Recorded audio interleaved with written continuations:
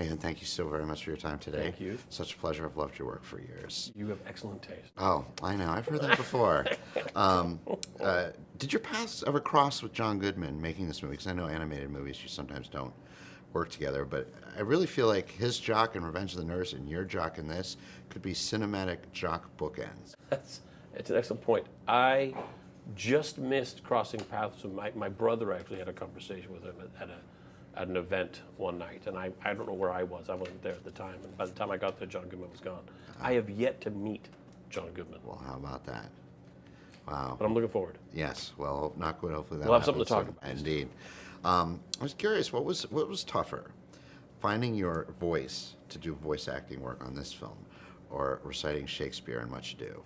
Reciting Shakespeare much harder. Ah. For this, the concern was I didn't want to do a character-y voice that I would have trouble maintaining, perhaps. We started working, started to find something. Once we found it, went back to the beginning and started again.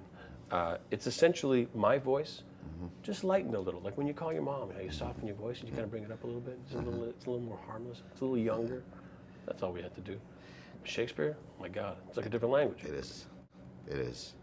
And how was that experience? I mean, it's Very challenging, Yeah. very rewarding. I'm so glad I did. I loved it. Absolutely Thank you loved for it. Oh, so much.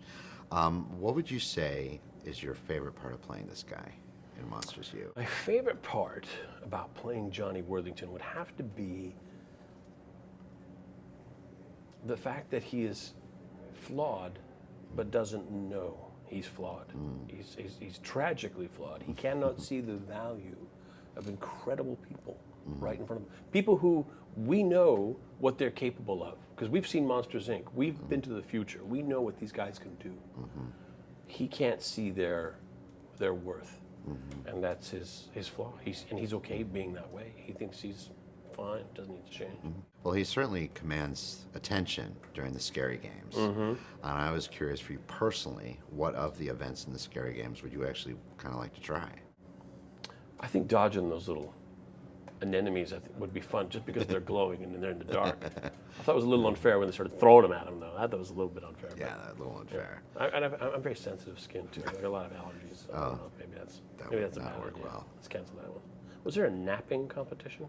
Because I would ace that. I would ace that. I don't think it made the cut. There should be. It was a napping, but didn't make the cut. Oh, that should be. And lastly, we just talked at the beginning how great it is to be here at Pixar. What does it mean to you personally to now be part of that universe? I'm very fortunate in my position, in my line of work, that I can participate in projects with companies like Pixar that I'm so enamored with. These guys do amazing work. They do excellent, incredible work. They tell amazing stories. And now I get to be a fan who's also a participant.